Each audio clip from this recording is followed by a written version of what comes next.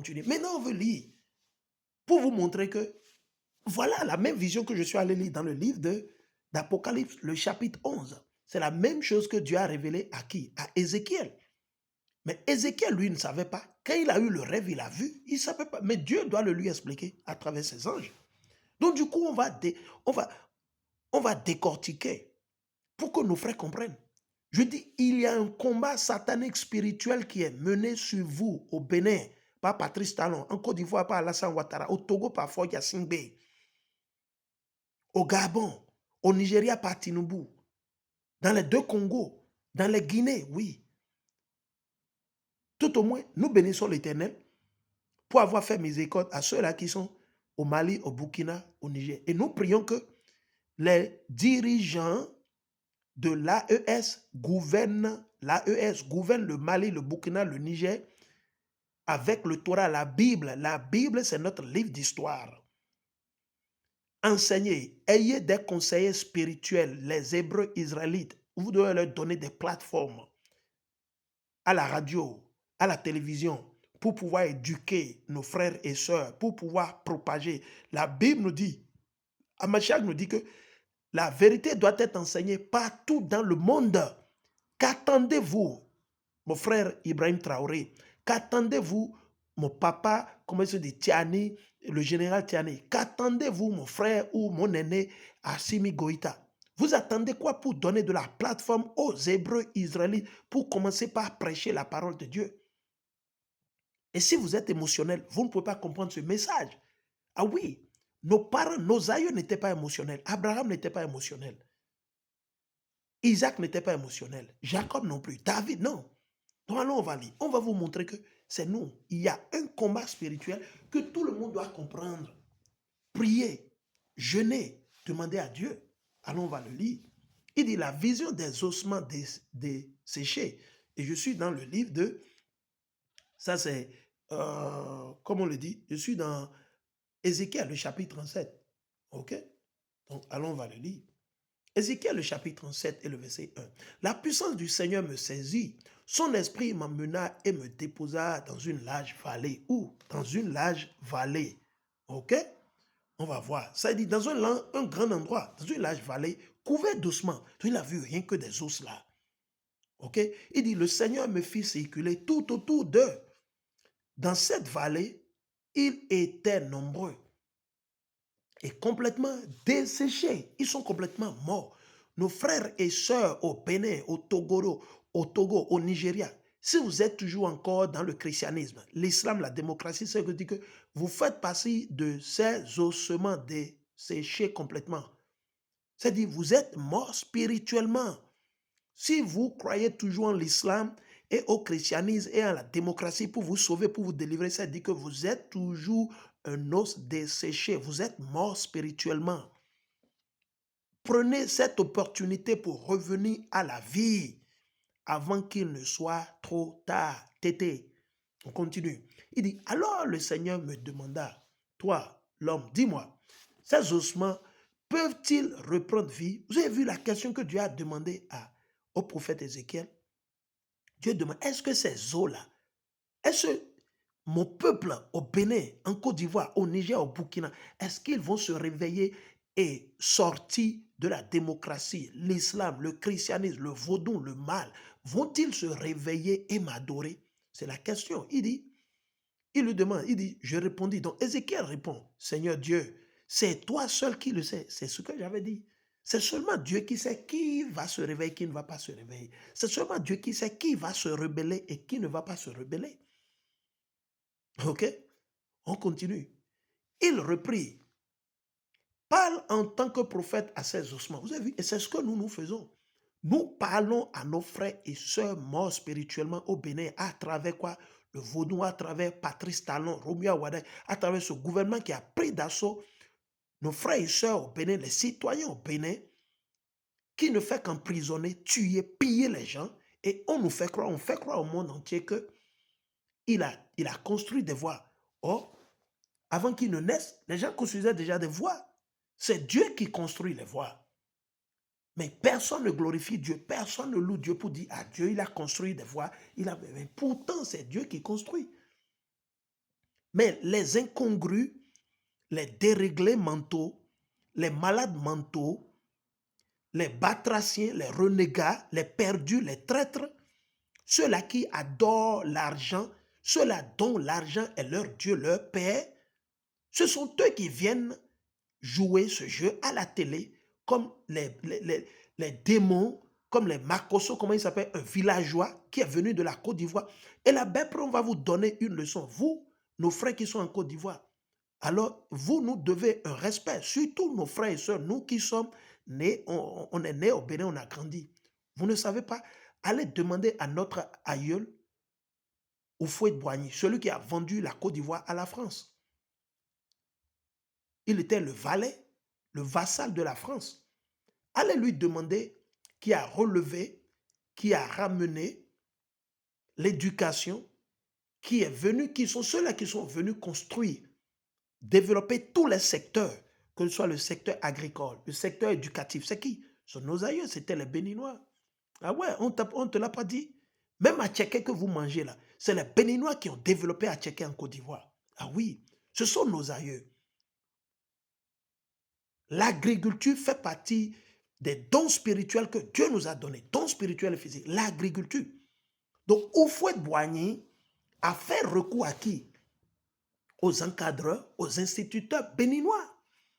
La belle preuve, les colons, le cadastre qui a été tracé, tous ces trucs qui ont été faits par le Burkinabé Hugues Goudougou Maga, mais c'était avec des Béninois. Les colons, les négriers, les impérialistes, ils ont travaillé avec nos aïeux. Donc vous, les Ivoiriens, il va falloir que vous le sachiez, que vous mettez de l'eau dans votre vin. Il ne faut pas mal parler aux Béninois. Ah non. Vous savez pourquoi je vous dis ça? Je vous le répète. C'est nous, on a construit. Ce sont nos aïeux qui ont développé la Côte d'Ivoire. C'est les Béninois. Ils ont joué un rôle majeur dans le développement de la Côte d'Ivoire. Si la Côte d'Ivoire est là où il est aujourd'hui, c'est à cause de nous. Même dans la musique, c'est beaucoup de nos aïeux qui sont en Amérique là, c'est eux qui ont développé la musique. Certains sont nés, ils ont grandi, ils sont multipliés, bref, voilà. Mais nous sommes frères. Nous sommes tous descendants de la même nation, la nation d'Israël. Nous sommes frères. C'est parce que ces colons sont venus diviser nos aïeux. Ils ont créé des barrières, des frontières. Toujours pour nous contrôler, pour nous diviser et pour régner sur nous plus à travers le soi-disant la conférence de Berlin. Vous devez le savoir. OK? Même chose avec le Gabon. C'est les Béninois. Les Béninois ont joué un rôle majeur dans le développement du Gabon. Les bijoutiers sont allés là-bas. Comment on dit? Les enseignants, les commerçants. Mais arrêtez, à un moment, il va falloir que vous le sachiez. Donc, du coup, l'Éternel, il nous appelle les ossements desséchés ici. Donc, il pose la question au prophète Ézéchiel. Nous, notre devoir, c'est toujours d'enseigner, d'édifier le peuple. Et on le fait. Nos œuvres sont là. On n'a pas de vue, c'est pas grave. Les œuvres sont là.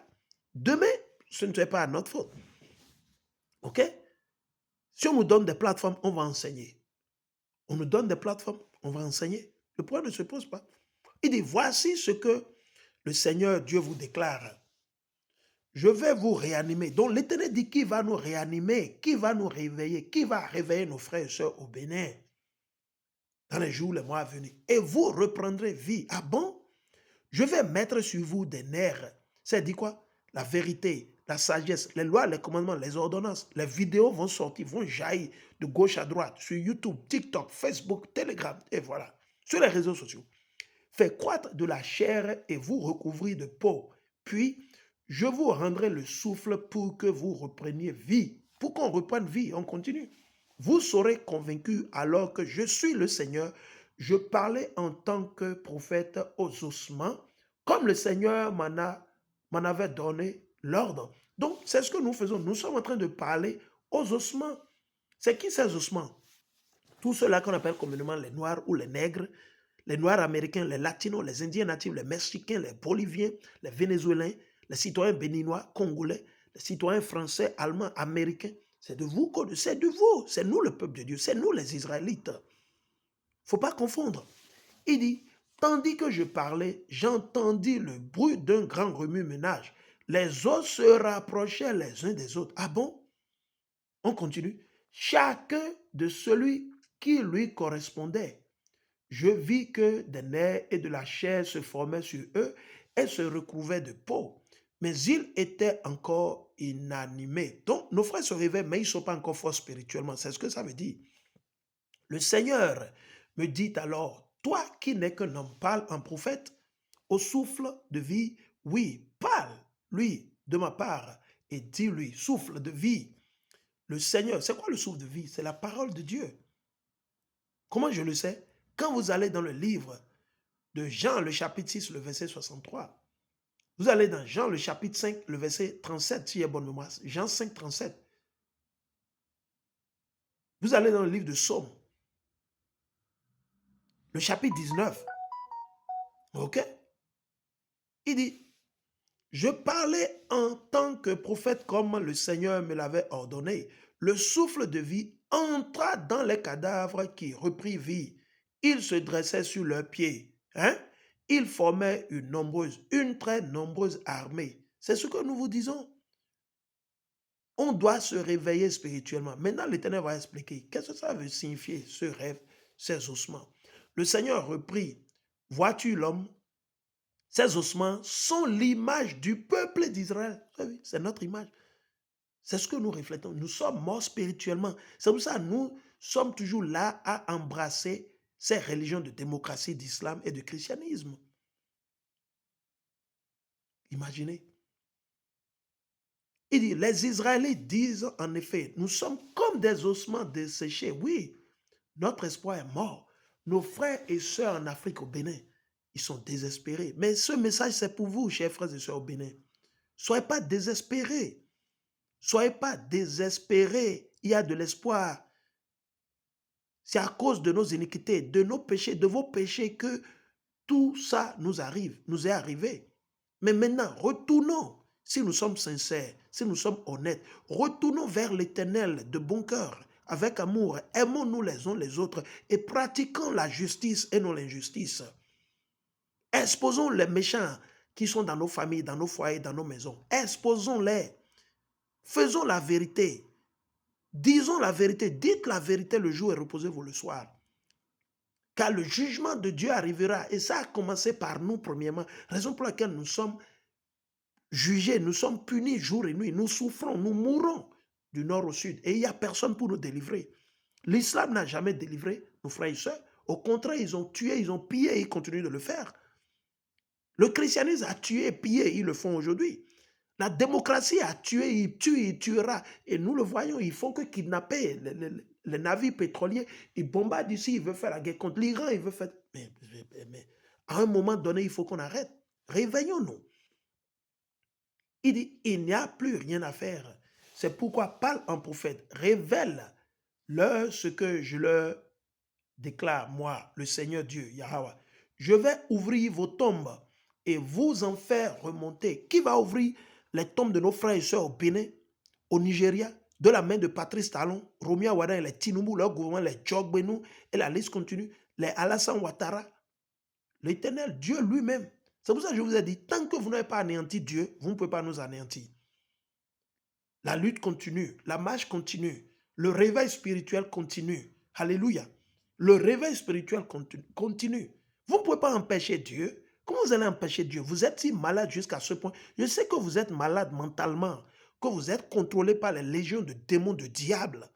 Mais, tout au moins, vos conseils là, il ne peut pas vous conseiller quelque chose.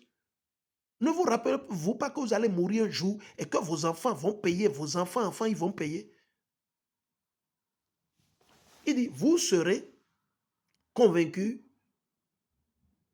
Il dit, et vous en faire remonter, vous, mon peuple, et je vous ramènerai en Israël. Donc l'Éternel va nous ramener du Bénin, de la France, de l'Allemagne, des États-Unis d'Amérique, des Caraïbes, de la Colombie, de la Belgique, de la Chine, du Japon. Vers où? Jérusalem. Ah bon, oui, c'est la promesse. Et c'est ce que nous espérons, nous attendons avec patience. Votre patrie, c'est notre patrie. Les imposteurs sont là aujourd'hui, mais Dieu va les faire partir. Quoi? Apocalypse le chapitre 2 et le verset 9. Apocalypse le chapitre 3 et le verset 9. Synagogue de Satan. Vous serez convaincus que je suis le Seigneur quand j'ouvrirai vos tombes et vous en ferez remonter, quand je vous ferai reprendre vie par mon esprit, quand je vous réinstallerai dans votre patrie, oui, vous serez convaincus que moi, le Seigneur, je parle et je fais ce que je dis. Je l'affirme, moi, le Seigneur Dieu. Alléluia.